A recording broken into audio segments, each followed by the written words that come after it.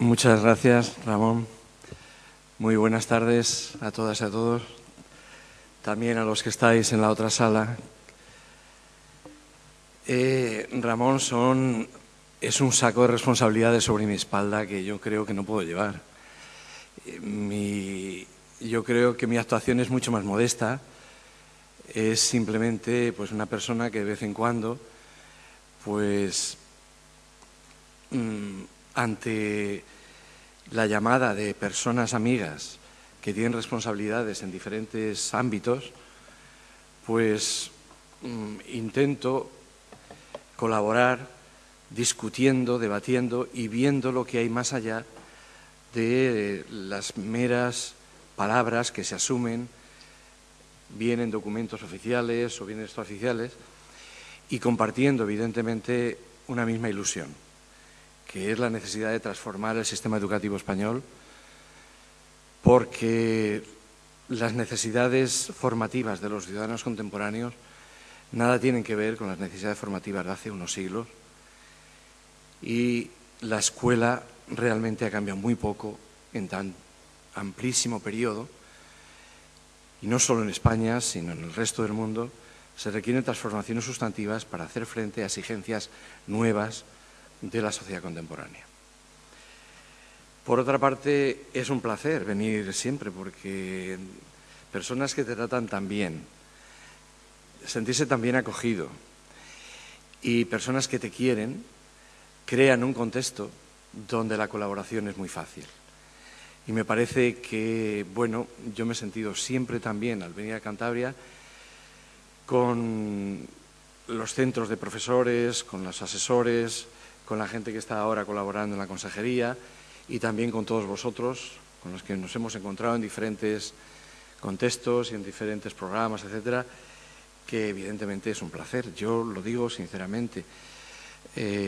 Yo soy lo que en este momento puedo ser debido precisamente al contraste permanente con los docentes de todos los niveles del sistema educativo, que permanentemente contrastan las ideas, las experiencias, las situaciones, etcétera, y que hacen ir evolucionando progresivamente las formas de pensar, de sentir y de actuar sobre lo que significa la práctica, las mejores prácticas o la práctica de excelencia en los sistemas educativos.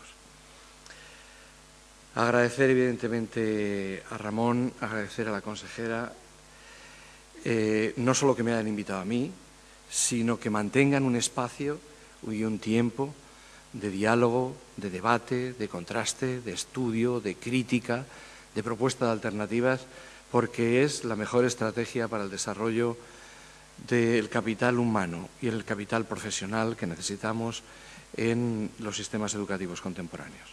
Yo creo que estas iniciativas, donde abiertamente entramos a discutir y a plantear lo que significan políticas renovadoras o políticas más tradicionales, etcétera, es la clave para irnos apoyando progresivamente en una tarea que todos nosotros, en un momento u otro, nos abrimos a la incertidumbre.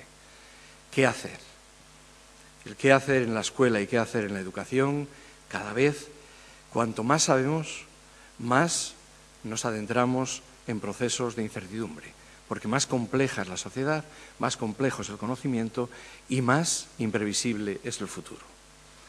Entonces, la única manera de afrontar esa incertidumbre es precisamente esta: ir creando redes, espacios, tiempos de debate, de discusión, de compartir las ideas, las alternativas e ir viendo lo que merece la pena y lo que no. Hoy me parecía, y así nos ha parecido a los que realmente han organizado este congreso, que era clave entrar a fondo en el término de competencias, puesto que aparece en la ley, aparece en el currículum y, bueno, significa, a mi modo de ver, un cambio radical de cuya conciencia todavía yo creo que está por construirse. Es decir, no somos conscientes de la importancia que implica este cambio, si es que realmente queremos que sea, o se pretende que sea un cambio que afecte a las prácticas y que no afecte solo a los nombres o a las denominaciones que aparecen en los documentos oficiales. Me gustaría agradecer también a todas las personas, invitados que van a estar con vosotros estos días, porque la verdad que no he recibido más que cuando nos hemos puesto en contacto con ellos para que pudieran venir, etcétera, que una aceptación abierta y generosa. Y yo creo que entre todos el elenco de personas que vienen es muy diversa, muy distinta, en función de formas de afrontar, de concebir y de temáticas que componen su especialización, muy distinta, que pueden ser un abanico interesante para ver las distintas perspectivas de este mismo problema. Me apetecía empezar el trabajo de hoy poniendo unos ejemplos o unas historias. Dos de ellas están en vídeo y las vamos a ver ahora. Y fijaros, ha dado la casualidad de que esas historias tienen que ver con el sistema educativo de Argentina. Una es la escuela de la señorita Olga, que es de los años 30 a los años 50, y es una escuela totalmente innovadora para aquella época. Vamos a ver nada más que unos fragmentos muy pequeños de una escuela que se desarrolló siguiendo la filosofía de la Institución Libre de Enseñanza Española. Y bueno, es una escuela de un barrio normal, etcétera, que empieza una orientación totalmente distinta y a la cual acuden intelectuales como Juan Ramón Jiménez, Nati Mistral, Margarita Sirgu, gente del teatro, gente de las ciencias, de todo, y forman parte de un contexto educativo que modifica sustancialmente la manera de concebir la relación entre el aprendizaje, el contenido, las formas, las habilidades y las prácticas. Es interesante ese documento, yo lo conocí hace 10 años en un congreso en Argentina, porque está visto desde la perspectiva de las personas de 40 y de 50 años ya, que cuentan qué vivieron ellos en aquella escuela y cómo aquella escuela marcó definitivamente sus vidas. El segundo es una película que tiene un discurso de un profesor de universidad que se dedica a formación de formadores, a formación de profesores. La habréis visto fundamentalmente, pero me parecía que resume y sintetiza en muy breve espacio preocupaciones fundamentales que todos tenemos. Y la tercera y cuarta historia afectan a mi experiencia personal y las contaré, no están en vídeo. Podemos poner, si os parece, la primera.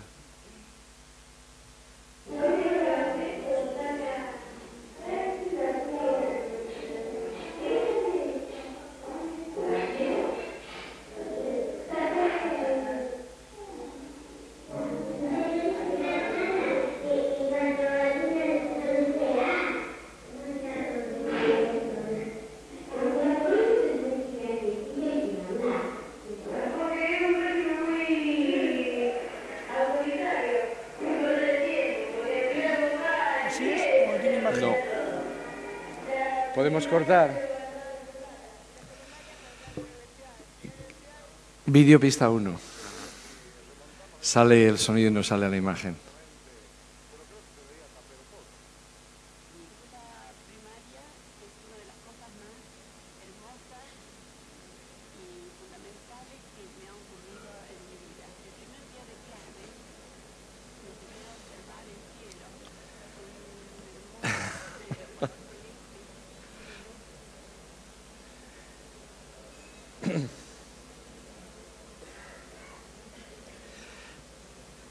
Pasamos, si queréis, a la 2 y después he traído el vídeo completo de esta experiencia y podemos ponerlo, si queréis. El vídeo está en otro CD. Y mientras tanto vamos buscando el otro CD y ponemos los 3 o 4 minutos primeros. Y si hace falta yo os lo cuento.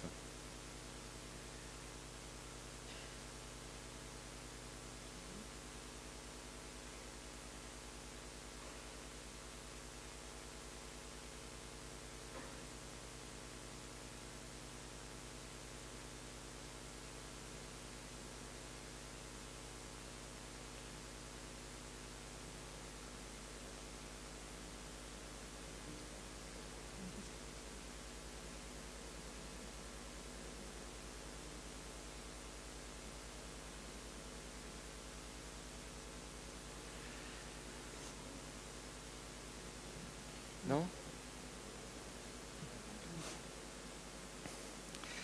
Si hay alguien que quiera colaborar. Mientras tanto, voy yo continuando, si os parece, y si conseguimos que la técnica dé con la tecla.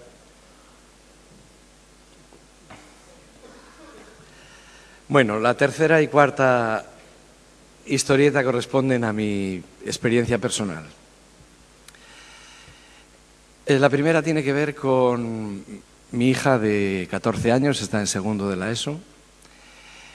Una semana cualquiera, y esa experiencia la habéis tenido vosotros, supongo que igual que yo. Una semana cualquiera, el martes, pues me dice que el viernes tiene un examen de conocimiento de ciencias naturales y tal, que es muy importante. Y yo digo, bueno, pues venga, vamos a trabajarlo hoy, porque el miércoles y el jueves tenemos que ir a ver a casa de la abuela, que está mala, etcétera, etcétera, y no vas a poder trabajarlo y tal. Y me dice, no, papá, yo si lo estudio hoy para el viernes se me ha olvidado. Y yo lo tengo que estudiar el jueves por la noche, venimos 2 horas antes y ya está. Y mi hija está perfectamente adaptada. Todas las notas que está sacando ahora son 9 y 10, todas. Dice, bueno, ¿para qué sirve ese conocimiento que no dura desde el lunes hasta el viernes? Que solo dura del jueves por la noche al viernes por la mañana. Segunda experiencia tiene que ver con la universidad.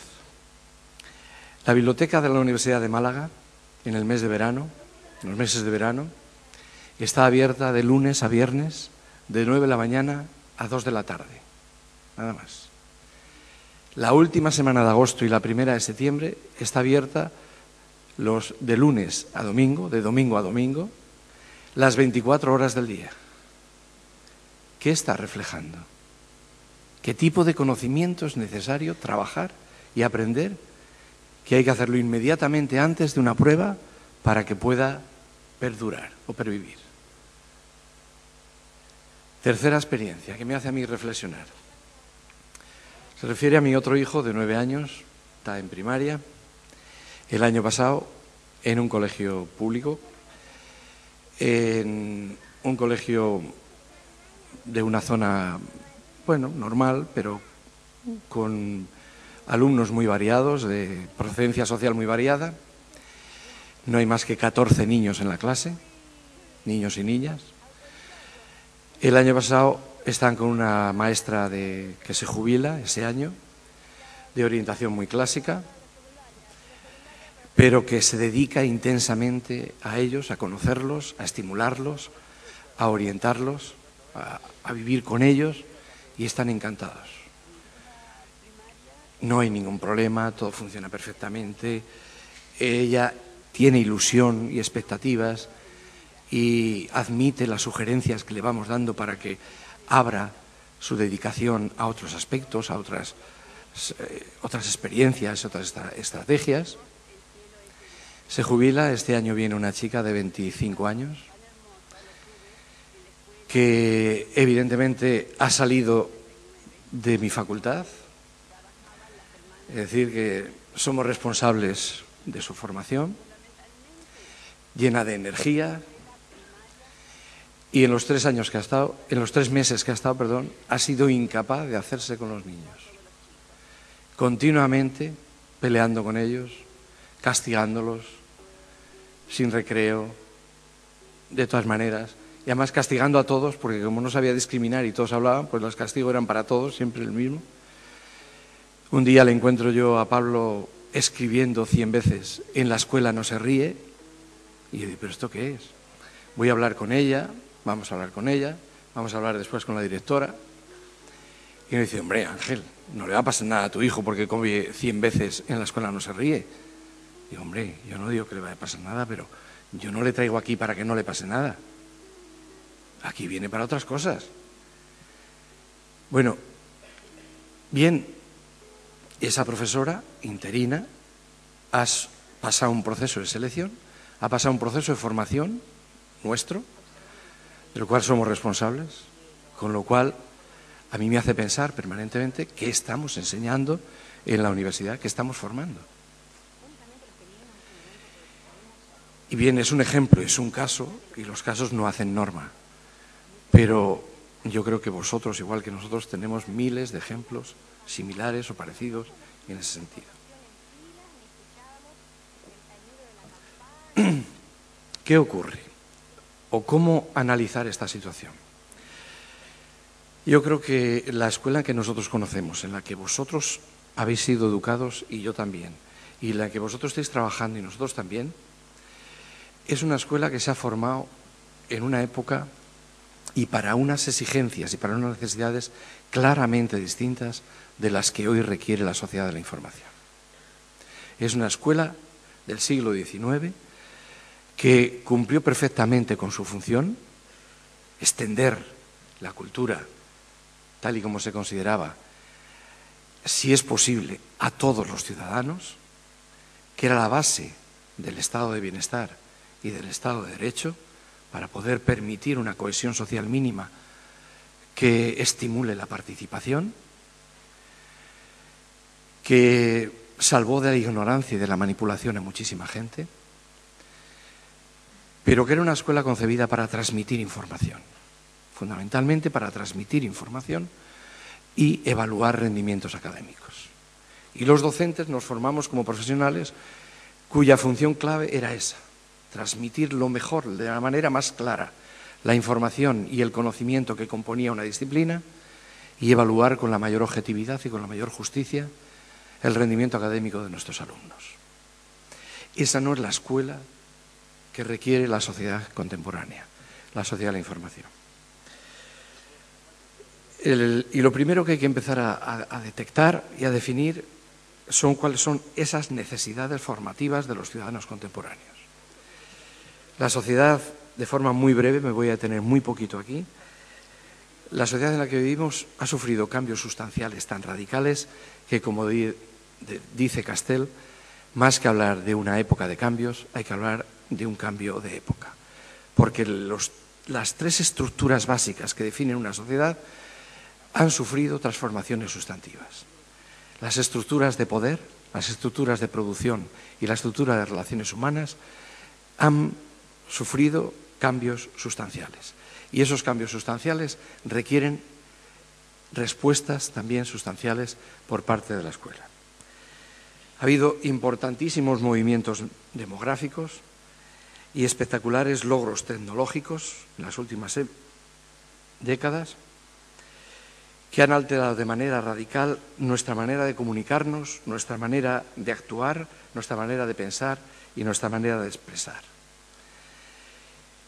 Los niños y las niñas en la sociedad actual viven dentro de ese contexto, un contexto saturado de información, de escasez de información. En muy pocos años hemos pasado a abundancia de información. El problema no es la escasez de información. El problema es qué hacer con la información y cómo trabajar esa información de tal manera que los individuos puedan seleccionarla, depurarla, organizarla, aplicarla, comunicarla, expresarla y transformarla.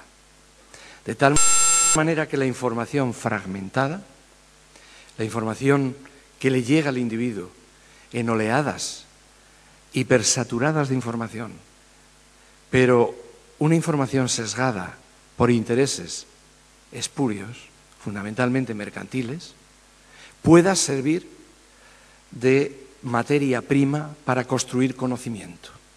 Conocimiento que le ayude a cada individuo a entender mejor la complejidad de la realidad en la que vive, de la realidad natural, de la realidad social, de la realidad política, de la realidad artística, de la realidad personal, etcétera, etcétera.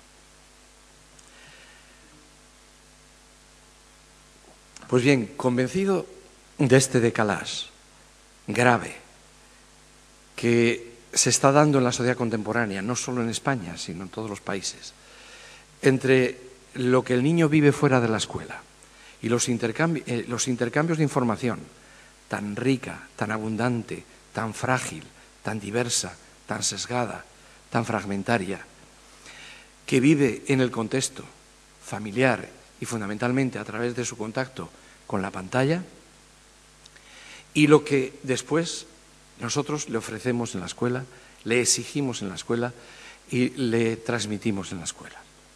¿Conscientes de eso?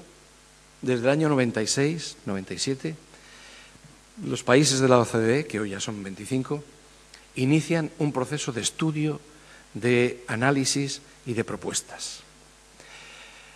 Y de propuestas serias, rigurosas,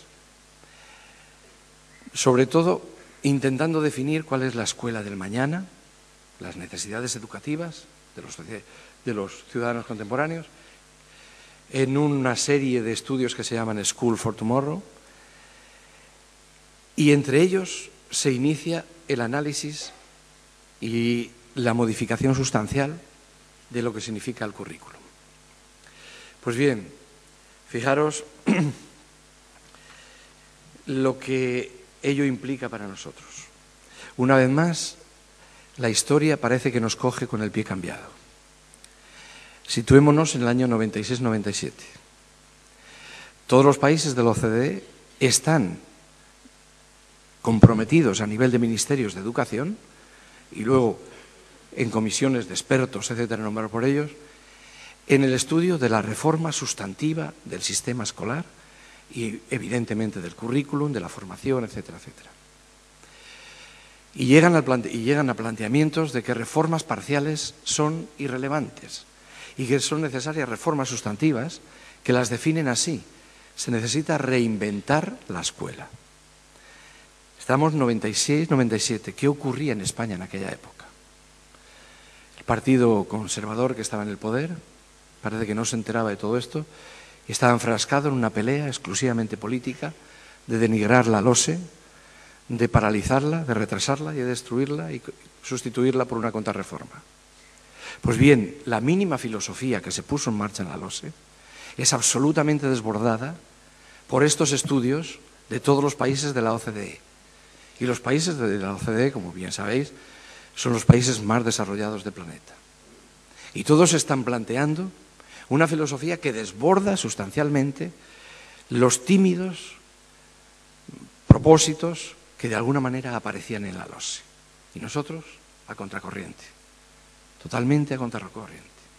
Y con la enorme fuerza de que nos lo creíamos y de que, bueno, pues en el profesorado empezó a cundir la idea, pues será verdad, que lo que tenemos que volver es a la enseñanza medieval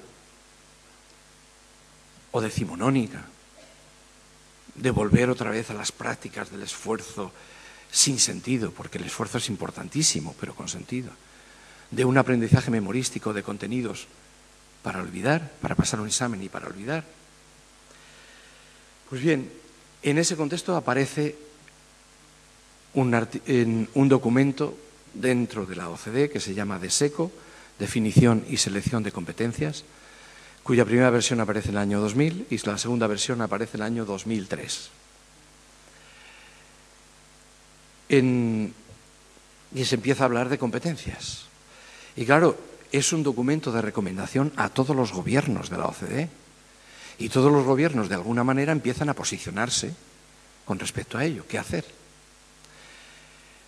Excepto el gobierno español, que en aquella época, año 2000, 2003, no se da por enterado y no sabemos dónde estaba ocupado.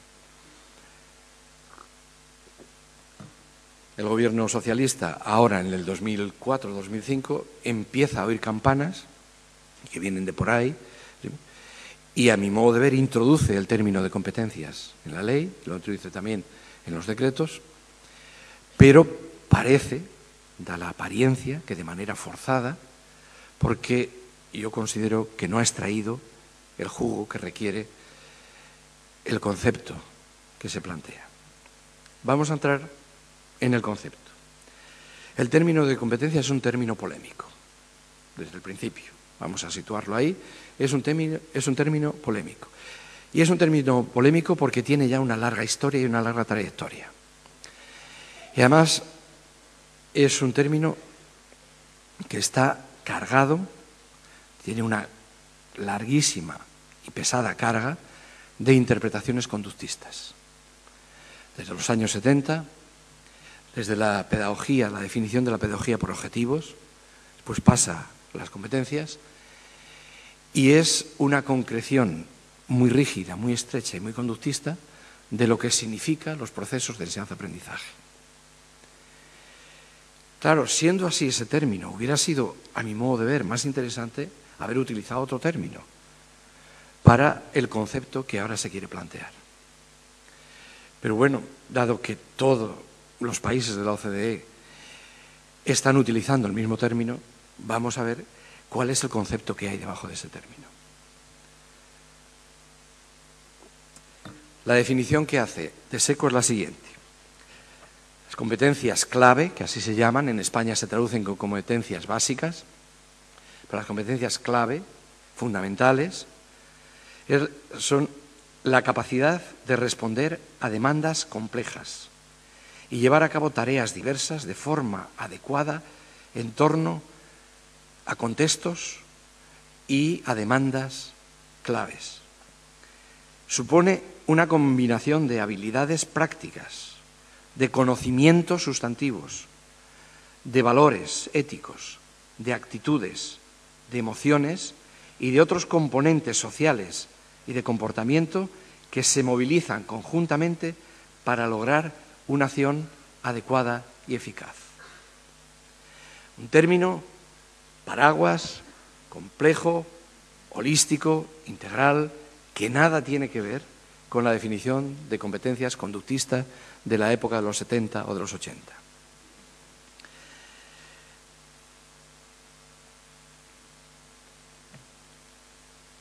Las competencias, desde la interpretación conductista, tenían estos tres rasgos fundamentales. Primero, partían de la exigencia de fragmentación. Los comportamientos complejos se pueden fragmentar en conductas simples, en tareas discretas y microconductas. Primer planteamiento. Segundo planteamiento, una interpretación mecánica. Independientemente del contexto, independientemente de la relación con los valores, con las emociones, etc., una microconducta o una conducta concreta puede ejercerse y repetirse permanentemente de manera eficaz.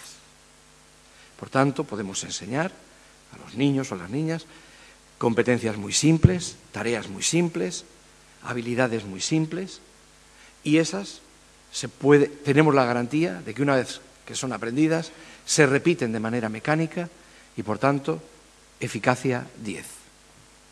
Tercer supuesto, yuxtaposición sumativa. Esas microconductas o esas tareas simples, esos hábitos concretísimos que nosotros enseñamos a los niños, después se pueden ir sumando, se pueden yuxtaponer de manera lineal y sumativa para componer una conducta o una competencia más amplia, una competencia más compleja. Así ha ocurrido en gran parte en lo que se ha denominado la formación profesional en las empresas, que se ha desarrollado fundamentalmente dentro de competencias del movimiento denominado competencias. Entonces, bueno, pues la competencia que tiene esta persona que desarrollar se puede fragmentar en mini o en microconductas. Cada una de esas se aprende bien, se repite y se reproduce, etcétera, y después se pueden sumar para componer una macroconducta.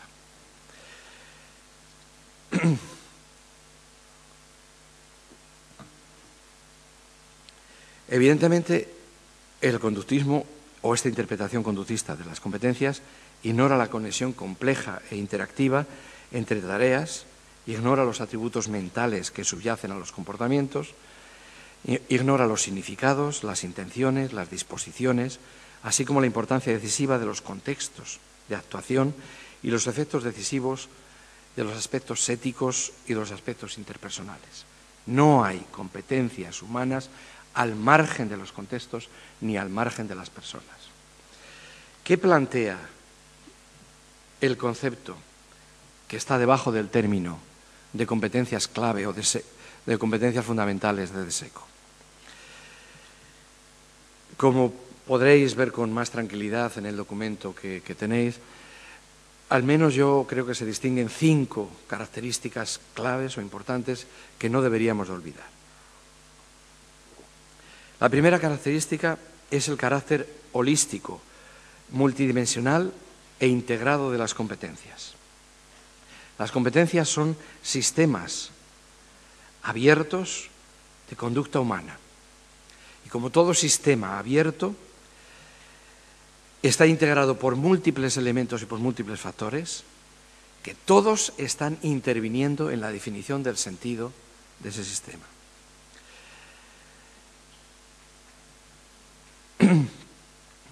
En un sistema, el todo es mucho más que la suma de las partes. Una competencia compleja e integral no es igual que la suma de aspectos concretos de microconductas que se han podido ir formando en cada uno de los individuos. Tiene un sentido totalitario que se activa en el momento y en el contexto donde una demanda particular exige de nosotros una respuesta también particular. La segunda característica es que tales sistemas, las competencias como sistemas complejos, como conjuntos multidimensionales, porque abarcan conocimientos, sin conocimientos no hay competencias, pero abarcan también habilidades, abarcan valores, abarcan disposiciones o actitudes, abarcan también emociones. Todo ese conjunto de elementos que componen la persona, el individuo, están dentro de cada una de las competencias básicas. Pues bien, esos sistemas, esos conjuntos multidimensionales actúan siempre en contextos concretos. Por tanto, es necesario, y dentro del concepto de competencias, hay un enfoque abierto y relacional de las competencias, dando importancia clave a los contextos de aprendizaje. Siguiendo los planteamientos de la psicología constructivista, de la psicología sociocultural de Vygotsky, de Brunner, plantean la importancia de los contextos y de las relaciones como aspectos determinantes en los procesos de aprendizaje. El aprendizaje, más que un acto puramente individual, es un proceso que se desarrolla en concretas situaciones sociales, donde se utilizan las herramientas de la cultura de la comunidad. El individuo aprende porque se sumerge en un contexto cultural concreto y aprende las herramientas culturales de ese contexto para poder afrontar las exigencias de ese contexto.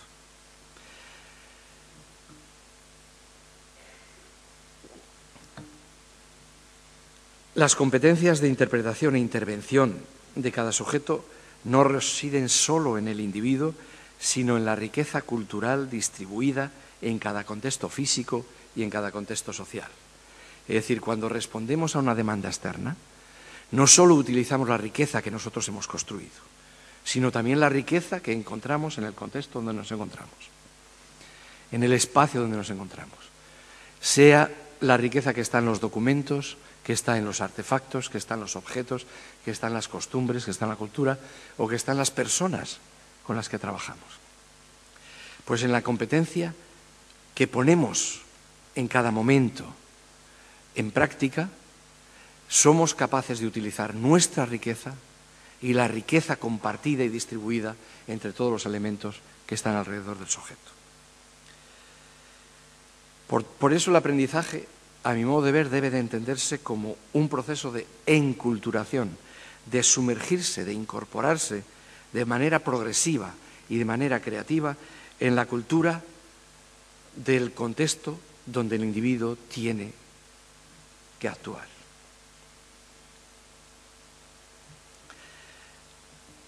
Tercer aspecto, la importancia que se concede en las competencias, en el concepto de competencias, a las disposiciones o actitudes.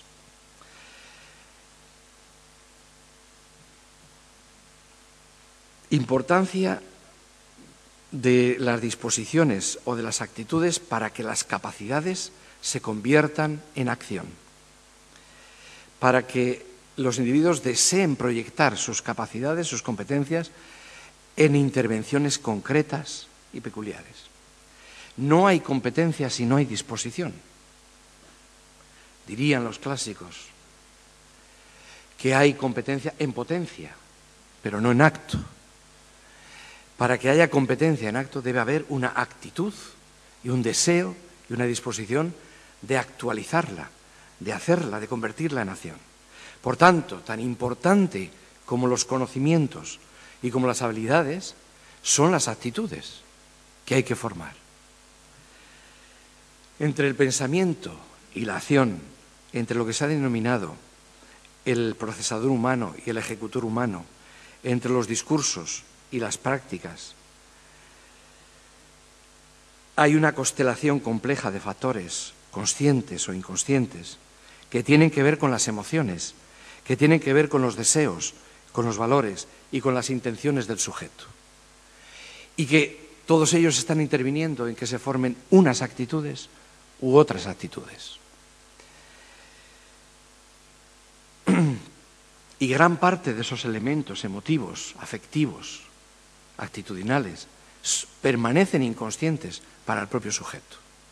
Y están condicionando su manera de actuar al margen de su conciencia sobre la posibilidad de su modificación y de su control.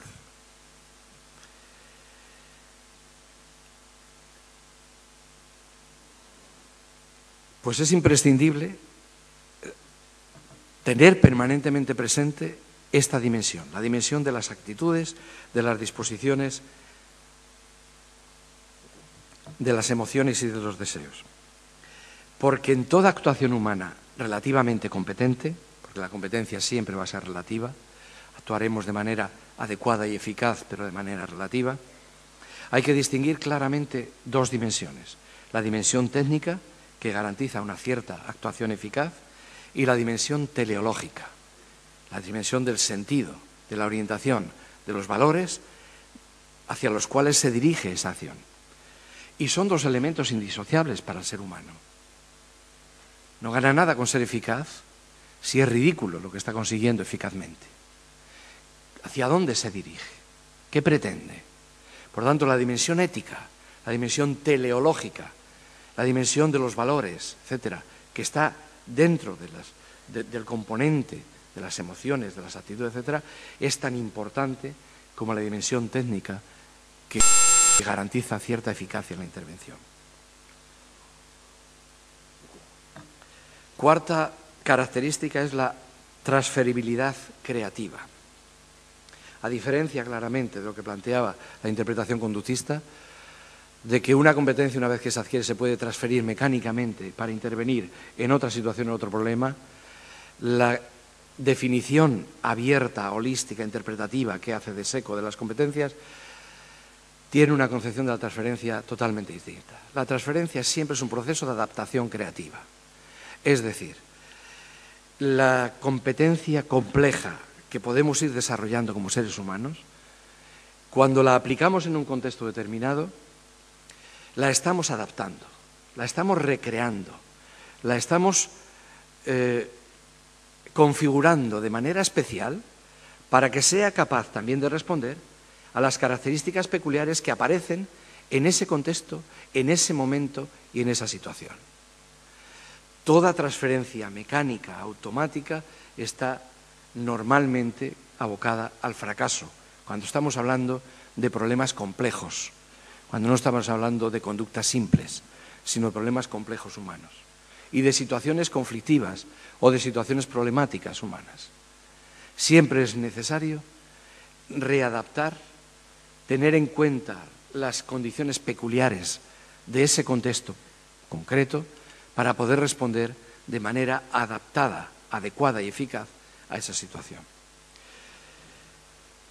Por eso, inevitablemente, todo proceso de adaptación, en todo proceso de transferencia, hay siempre una adaptación más o menos profunda o más o menos radical.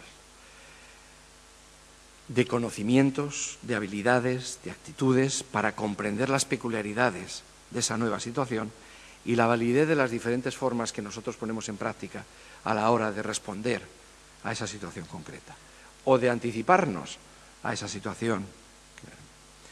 Por último, también de forma breve, porque si no, no me va a dar tiempo a meterme después en las aplicaciones. En último lugar, y porque está presente en todo elemento, en todo proceso de aplicación, de creación, de desarrollo de competencias, es el carácter reflexivo, es la reflexividad como sustrato inexcusable de todo comportamiento competente. Por lo mismo que hemos dicho antes, si no hay transferencia mecánica, es imprescindible utilizar la reflexión. Todo comportamiento humano competente ha de ser inevitablemente reflexivo. Incluirá habilidades mecánicas, incluirá rutinas que hemos aprendido y que las utilizamos continuamente, rutinas repetitivas, hábitos, pero bajo la dirección siempre de una mente reflexiva que dice cuándo, cómo y por qué son adecuadas esas rutinas en ese momento y para esa situación. Por tanto, aunque sea una agrupación en muchos momentos de rutinas, de aprendizajes mecánicos, etc., siempre se requiere la intervención de una mente reflexiva para saber por qué es útil o no la aplicación de determinado tipo de competencias y de complejos de conocimientos, de actitudes, a esta peculiar situación concreta en la que yo me muevo. En definitiva, el desarrollo y utilización de competencias fundamentales supone inevitablemente un proceso de reflexión, de comprensión de la situación y de definición de las pretensiones que nos proponemos de dicha situación concreta. Y no se puede comprender los problemas complejos de la realidad si no tenemos conocimientos sustantivos que puedan clarificar los factores que están interviniendo. Las competencias de ninguna manera son una amenaza o un riesgo a los conocimientos científicos, artísticos o culturales. Todo lo contrario, las competencias requieren como sustrato básico los conocimientos para poderlos utilizar de manera reflexiva y de manera adecuada en los diferentes momentos y situaciones en los que los individuos se encuentran. Por tanto, no es verdad lo que se está planteando continuamente, que el movimiento de competencias va a asumir a la población mundial o española, etcétera, etcétera, en una oscuridad de ignorancia, porque los conocimientos se dejan al lado. No, no puede haber competencias útiles y eficaces si no hay conocimientos que nos ayuden a interpretar la complejidad de la realidad, en cualquier ámbito, desde las ciencias más básicas hasta las artes más innovadoras. Por tanto, las competencias son sistemas complejos de saber hacer, de querer hacer. Y si realmente asumimos que las competencias básicas son las orientaciones de nuestras prácticas y del currículum escolar, toda nuestra actividad debe ir orientada a conseguir estas tres cosas. Que nuestros alumnos sepan, que sepan hacer y sepan aplicar, y que quieran aprender, desarrollar, aplicar, etcétera, etcétera. Pues bien, el documento de DESECO plantea después no solo la definición de competencias, sino la selección de competencias. Y en la selección de competencias, lo que de alguna manera se evidencia son las prioridades éticas y políticas que una determinada comunidad humana pone sobre la mesa. Es decir, ¿cuáles son los valores que nosotros creemos que en la sociedad contemporánea, democrática, etcétera, etcétera, son claves para vivir, para convivir, para interpretar la complejidad de la vida, etcétera, etcétera? Y eso es el sustrato sobre el que se apoya la selección de las competencias básicas o fundamentales. DESECO establece 3 competencias básicas que evidencian cuál es la concepción que tienen de los valores prioritarios en la sociedad contemporánea. La primera, utilizar interactivamente y de forma eficaz las herramientas e instrumentos de todo tipo que requiere la sociedad de la información. Y ahí incluye desde los lenguajes más simples a los más complejos, hasta las informaciones y conocimientos más simples y más complejos de todos los ámbitos del saber. Los individuos tienen que ir progresivamente siendo capaces de utilizar interactivamente esas herramientas y esos instrumentos. Por tanto, los conocimientos, los lenguajes, los códigos, los símbolos, las informaciones, tienen que ser herramientas al servicio del individuo para mejor entender la complejidad de la vida social.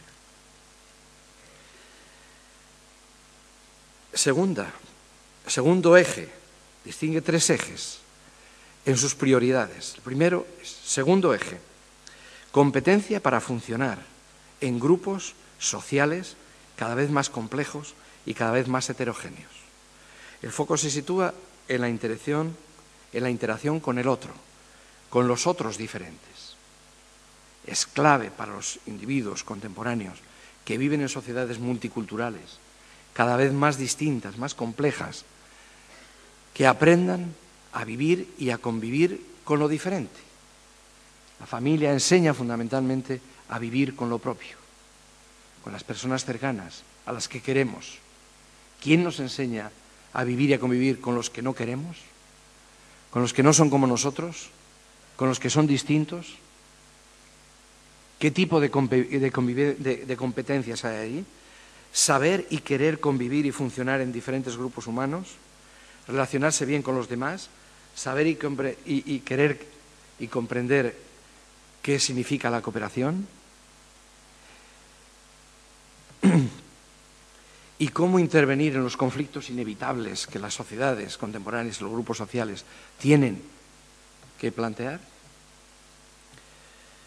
Tercera competencia básica, la competencia para actuar de forma autónoma, que significa el desarrollo de la propia identidad personal, el ejercicio de la propia autonomía, la configuración de la propia personalidad, relativa a criterios propios de interpretación y de acción, para poder elegir en cada contexto cuál es la manera más adecuada de situarse y de intervenir. Asumir las responsabilidades que se derivan de la libertad. La autonomía significa libertad para construir los propios criterios y responsabilidad por lo que cada uno hace. Pues bien, fijaros, tres ejes de competencias. Dos de esos tres ejes, se encontraban prácticamente ausentes del currículum convencional del sistema educativo español y evidentemente también internacional. Hasta tal punto que se consideraba que gran parte de la opinión pública, e incluso de nosotros, de los docentes, consideramos que el desarrollo de esos componentes correspondían a una responsabilidad exclusiva de la familia y no tenían que estar en el sistema educativo. ¿Cuántas veces hemos oído? La responsabilidad docente es enseñar e instruir. Educar es de la familia. Pues fijaros, de seco, el documento base de recomendaciones a todos los países de la OCDE, los 25 más desarrollados, establece que dos ejes claves de los tres que ha priorizado estaban ausentes del currículum escolar tradicional. Evidentemente, nosotros los docentes los habíamos introducido muchas veces, porque eran inevitables, pero no habían merecido la dedicación y la atención correspondiente. El primero es que la pretensión central del dispositivo escolar no puede restringirse ya a la transmisión de informaciones y de conocimientos, sino que ha de provocar el desarrollo de competencias básicas. Si es verdad que los gobiernos aceptan esa propuesta y ese reto, todo el dispositivo escolar tiene como meta el desarrollo en todos y cada uno de los niños y de las niñas de esas competencias básicas que consideramos imprescindibles para el bien funcionamiento de estos individuos como ciudadanos. La enseñanza, por tanto, la enseñanza ni de las disciplinas ni otra cosa, nunca puede ser ya el fin del sistema educativo. sino un instrumento complejo y privilegiado para provocar aprendizaje. Por tanto, la enseñanza que no provoca aprendizaje de esas competencias no está cumpliendo con su objetivo. El objetivo no es transmitir informaciones, sino provocar aprendizaje de competencias. Si las informaciones nos ayudan a provocar aprendizaje de competencias, de acuerdo. Si no, no está cumpliendo la enseñanza su objetivo. Segundo principio básico. El objetivo de los procesos de enseñanza no ha de ser que los alumnos aprendan las disciplinas, sino que reconstruyan sus modelos mentales. Las disciplinas serán los instrumentos privilegiados, los mejores que tenemos para provocar aprendizaje relevante.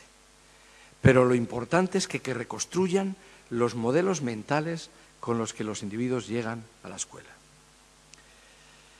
Aprender hechos, aprender conceptos, aprender procedimientos de una asignatura es un medio para formar el pensamiento del estudiante en ese ámbito, de modo que pueda entender los problemas de la vida cotidiana.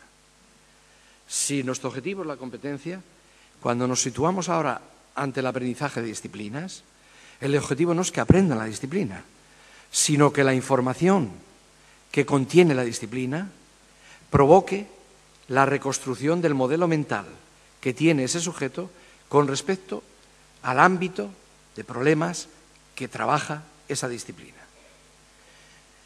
Si aprende informaciones y conceptos incluso de esa disciplina para pasar un examen, pero eso no provoca la reconstrucción de los modelos mentales que tiene el sujeto, puede haber éxito académico, pero evidentemente hay fracaso educativo, hay fracaso personal y social.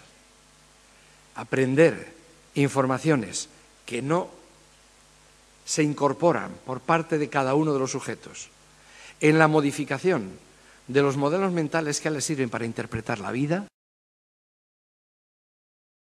estamos ofreciendo, son realmente tan poderosos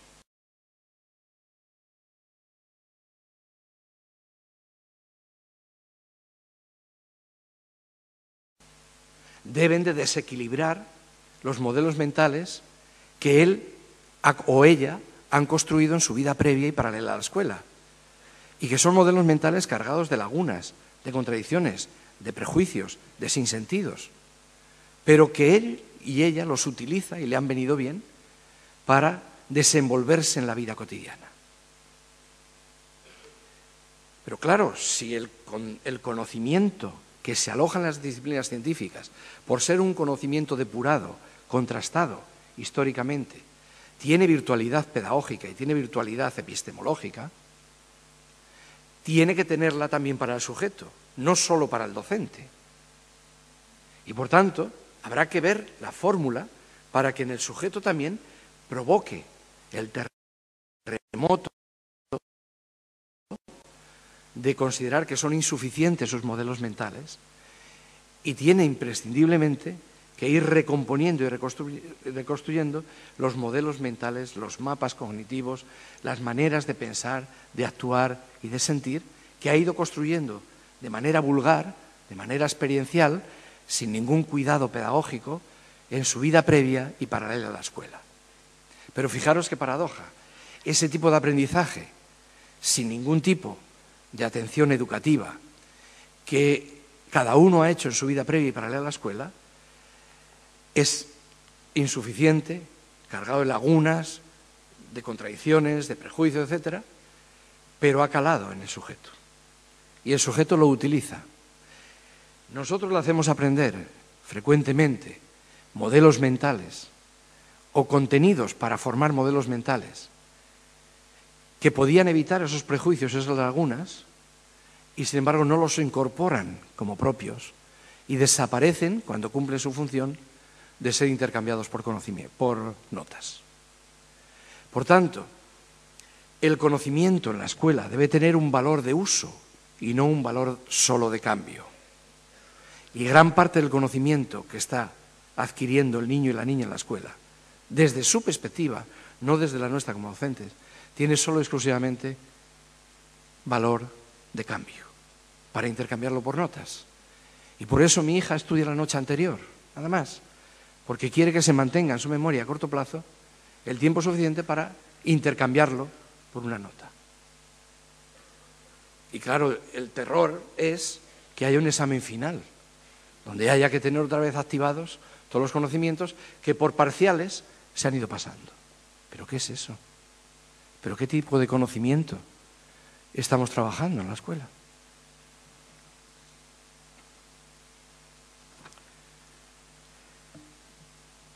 Tercer aplicación pedagógica. Provocar aprendizaje relevante requiere implicar activamente al estudiante en procesos de búsqueda, de estudio, de experimentación, de reflexión, de aplicación y de comunicación del conocimiento. Para que esos modelos mentales que están en las disciplinas puedan ser útiles y ayudar a transformar los modelos mentales erróneos que tiene cada sujeto, es imprescindible implicarlos activamente en los procesos de búsqueda y de utilización de la información y del conocimiento. Es decir, implicados en proyectos o en actividades auténticas que se están llamando en la actualidad, en proyectos con sentido, que requieren la utilización del conocimiento más poderoso para la comprensión más global de los problemas complejos de la vida. Entonces, implicados ahí en una actividad, el individuo puede ir incorporando los conceptos de las disciplinas porque empiezan a tener sentido para él, no solo para intercambiarlos por notas, sino para mejor entender las situaciones complejas de ese ámbito del conocimiento donde se está implicando. El conocimiento no llega con la memorización de hechos aislados, sino con la capacidad de razonar. La capacidad de razonar es la que da utilidad a una información para proyectarnos en la interpretación y proyectarnos en la acción. La reflexión sobre la práctica y el desarrollo de los proyectos de trabajo son claves para que los conceptos, las informaciones más poderosas que ha ido acumulando el ser humano a lo largo de la historia empiecen a formar parte de los modelos mentales que utiliza o de las teorías implícitas y personales que utiliza cada sujeto cuando se enfrenta a los complejos problemas de la práctica.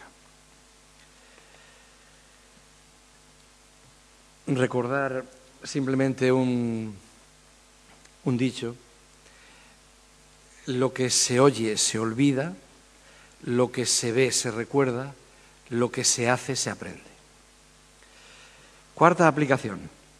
El desarrollo de las competencias fundamentales requiere focalizar en las situaciones reales y proponer actividades auténticas, es decir, problemas actuales en contextos reales, con instrumentos cultivados y con instrumentos intelectuales. Es decir, acercar la escuela a la vida, la escuela a la sociedad y la sociedad a la vida. De tal manera que el currículum se nutra de los problemas actuales, de la complejidad de los problemas actuales, de los contextos reales, pero utilizando instrumentos totalmente distintos a los que utiliza la cultura de masas, la cultura de la televisión. Es decir, los instrumentos más poderosos de la ciencia, de las artes, de las disciplinas humanas, etcétera, etcétera. Pero para abarcar y para estudiar y para analizar y para comprender problemas reales en situaciones reales y en contextos reales. Instrumentos distintos, procedimientos distintos, pero los mismos problemas que rodean la complejidad de la vida. Romper la distancia artificial entre escuela y vida y demostrar que el conocimiento crítico y reflexivo es la mejor herramienta para entender e intervenir es una de nuestras responsabilidades con nuestros alumnos. Además, teniendo en cuenta que las situaciones en las que se van a mover los individuos y nosotros son cada vez más complejas, más inciertas, en el mundo global, acelerado de la sociedad de la información, es imprescindible el desarrollo de vivencias e intercambios que ayuden al sujeto a sobrevivir y a convivir en la incertidumbre. No nos queda más remedio que enseñar a nuestros futuros ciudadanos a vivir, a convivir en la incertidumbre, en el cambio permanente.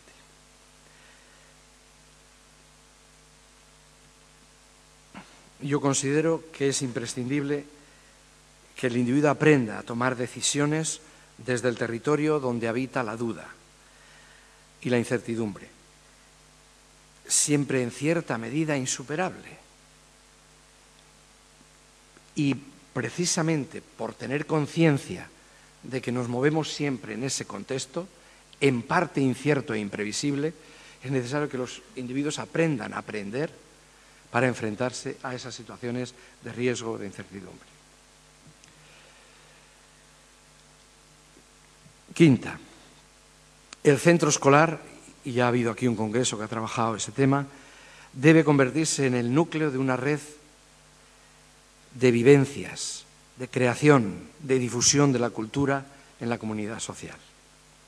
Es decir, los descubrimientos científicos y tecnológicos actuales y las manifestaciones artísticas y literarias, musicales y deportivas más relevantes deben incorporarse a la escuela, como la atmósfera cultural del escenario educativo que rodea la vida de todos y cada uno de los niños y de las niñas. Debe de saturarse la escuela de personajes, de contenidos, de códigos, de actividades, de productos de la vida intelectual más rica de la comunidad. En la escuela debe estar presente la innovación de la cultura. En el arte, en la música, en la literatura, en la ciencia, en las humanidades, en la filosofía. El núcleo, el centro de vivencia de la cultura más innovadora debe estar en la escuela. Y los representantes de esa cultura más innovadora debemos ser los intelectuales docentes que estamos en la escuela. Y si somos capaces de crear ese espacio de vivencia de la cultura más innovadora, de tal manera que allí se hable de las tendencias más actuales del cine, de las tendencias más actuales de la literatura, de la filosofía, de los problemas más actuales del medio ambiente, los problemas más actuales de la física, de la genética, etc., ese contexto es el clima más adecuado precisamente para el desarrollo de las competencias.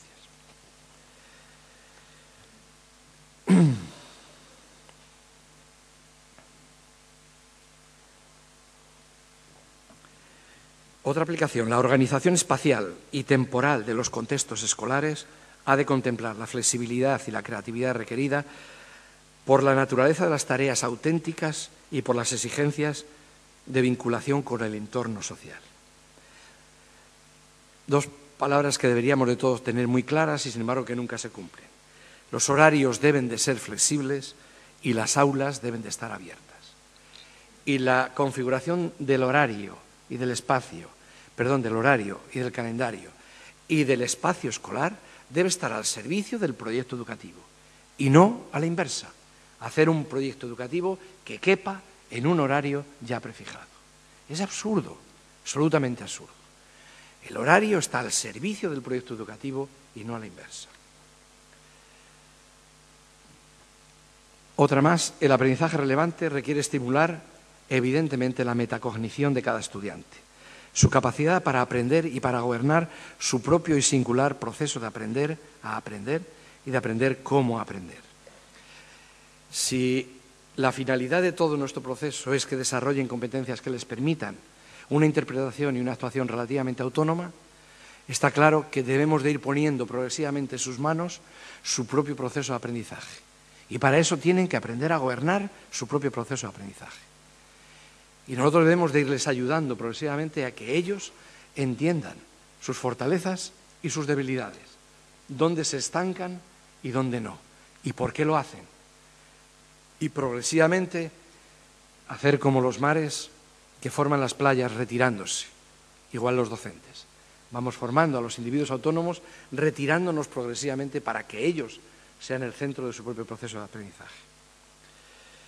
Otra absolutamente importantísima en esta clave es la cooperación entre iguales, porque se convierte en la estrategia didáctica más privilegiada, de primer orden, porque lo tiene todo. La cooperación es una estrategia didáctica que lo tiene todo. Estimula el contraste, la duda, la argumentación, la deliberación compartida, el respeto, la escucha, la comunicación. La cooperación incluye el diálogo, el debate, la discrepancia, el respeto de las diferencias, saber escuchar, enriquecerse con las aportaciones ajenas, tener generosidad suficiente para ofrecer lo mejor de sí mismo, enriquecerse con las prestaciones de los demás, etcétera, etcétera. Es clave para el enriquecimiento mutuo y no hay otra estrategia más importante para formar a los ciudadanos. Si se hubieran formado así los ciudadanos que hoy están, por ejemplo, en el Parlamento, no tendríamos que asistir a esos espectáculos tan lamentables de que ni se escuchan, ni se entienden, ni se quieren escuchar, no tienen ni competencias para el diálogo, ni actitudes ni disposiciones para dialogar. Menos mal que nuestros alumnos ven muy poco el Parlamento.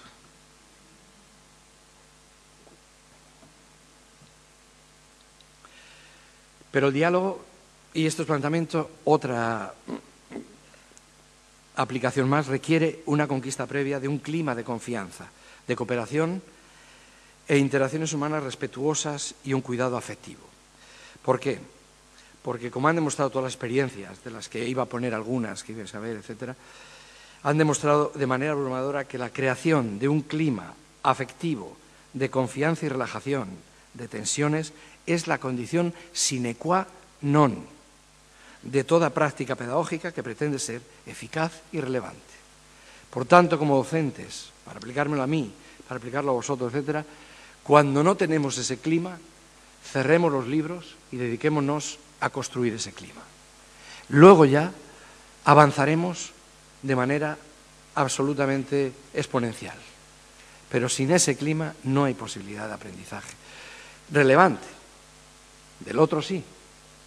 Pero que una persona sea capaz de desnudarse intelectualmente para reconstruir sus modelos mentales, que sea capaz de exhibir sus errores ante los demás sin temor al ridículo, que es clave para poder experimentar, fallar, reconocer los fallos y recomponerse, requiere un clima de confianza, de afecto, de cariño, de diálogo, etcétera, etcétera.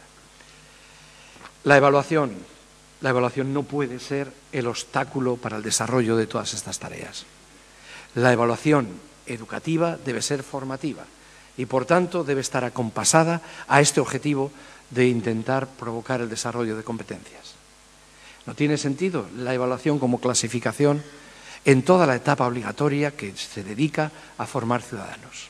Sí tiene sentido la evaluación como clasificación en la etapa posobligatoria, cuando lo que queremos es seleccionar a los mejores profesionales. En la etapa obligatoria no queremos seleccionar mejores profesionales, queremos formar los mejores ciudadanos, pero todos, porque no vamos a distinguir este ciudadano de primera y este de segunda. Todos después les vamos a dar el derecho de participar, de intervenir, de tener hijos, etcétera, etcétera. Por tanto, no tiene sentido la clasificación. Y la evaluación, por tanto, no se va a dedicar o no puede ir orientada ni restringida por pretensiones de clasificación, sino orientada a ayudar permanentemente a que cada individuo conozca sus fortalezas y debilidades. Y me dice que ya tengo que acabar, por tanto, el último aspecto que considero imprescindible considerar con el propósito de provocar este cambio de mirada es precisamente la formación de la gente más directamente implicado y responsable en la vida de la escuela, el docente. Este, a mi modo de ver, es el cambio fundamental. El docente contemporáneo le corresponde una tarea profesional mucho más compleja que la mera explicación de contenidos y la evaluación de rendimientos. Deberá diseñar, deberá planificar, deberá organizar, deberá estimular, deberá acompañar, deberá evaluar, deberá reconducir los procesos de aprendizaje, porque su objetivo es intentar provocar aprendizaje relevante para el desarrollo de las competencias básicas en los ciudadanos. Por tanto, él mismo, en la formación, y esto lo aplico fundamentalmente a los docentes que estamos en la formación de docentes, el docente, el proceso de formación de los docentes es un proceso de formación también de competencias profesionales fundamentales. No es un proceso de adquisición solo de conocimientos o de contenidos. Es un proceso de formación de competencias. Y la formación de los docentes, la selección y el acceso a la función pública de los docentes y el perfeccionamiento de los docentes debe estar regido por esta idea fundamental. Si queremos que los docentes sean capaces de desarrollar y de provocar competencias en los niños, primero ellos tienen que haber desarrollado competencias en sí mismos. Y, por tanto, los procesos de selección no se pueden fijar solo en si dominan conocimientos académicos relativamente teóricos o retóricos, sino si son capaces de aplicar esos conocimientos y si tienen actitudes y disposiciones que demuestren que están enamorados de la cultura, del conocimiento y de acercar la cultura y el conocimiento a los niños y a las niñas. Tienen que tener dos tipos de amores claves: enamorado con el conocimiento y con la cultura, evidente, y enamorado con el proceso de desarrollo del conocimiento y de la cultura en los niños. Si no, no tienen la competencia profesional, no tenemos la competencia profesional para ser docentes. Permitidme que acabe con un dilema que a mí me parece que es clave y que lo han expuesto muchos intelectuales, Norbert Elias, Isaiah Berlin, también Unamuno. Dice que el docente nos movemos siempre en una tensión inevitable, entre muchas tensiones, pero ellos resaltan una, y es la tensión de un dilema irresoluble, y por eso tenemos que saber situarnos en él. ¿Por qué es irresoluble? Estaremos siempre en él. La complejidad de la tarea docente se mueve entre el compromiso y el distanciamiento. El compromiso, es decir, la capacidad, la actitud, la disposición de pringarse, de mojarse, de mancharse las manos en la interacción con los niños, con los alumnos, etcétera, para desde bien cerquita ver cómo están provocando ellos la reconstrucción de sus maneras de pensar, de sentir y de actuar.